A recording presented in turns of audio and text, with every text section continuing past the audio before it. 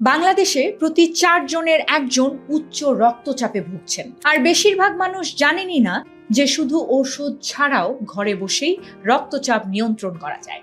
আজকে এমন 4টি উপায় বলবো যেগুলো বিজ্ঞানসম্মত, সহজ আর একদম বিনামূল্যে। প্রথম উপায়, লবণ কমান।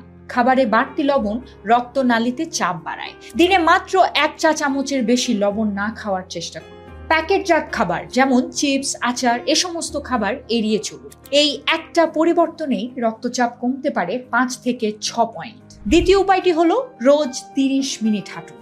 হাঁটলে হৃৎপিণ্ড শক্তিশালী হয়, সাথে রক্তনালী নমনীয় থাকে। মাত্র 3 সপ্তাহ নিয়মিত হাঁটলে রক্তচাপে উল্লেখযোগ্য পরিবর্তন আসে। তৃতীয় উপায় হলো কলা ও পালং শাক খান।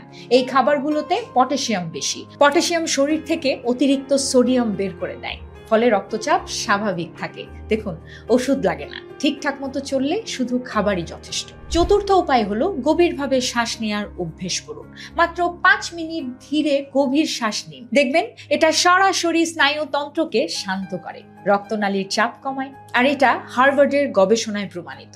রক্তচাপ নিয়ন্ত্রণ মানে শুধু ওষুধ নয়, জীবনধারা বদলান। এখন বলুন তো, আপনার পরিবারে কি এমন কেউ আছে যে উচ্চ রক্তচাপে ভুগছে? এই ভিডিওটি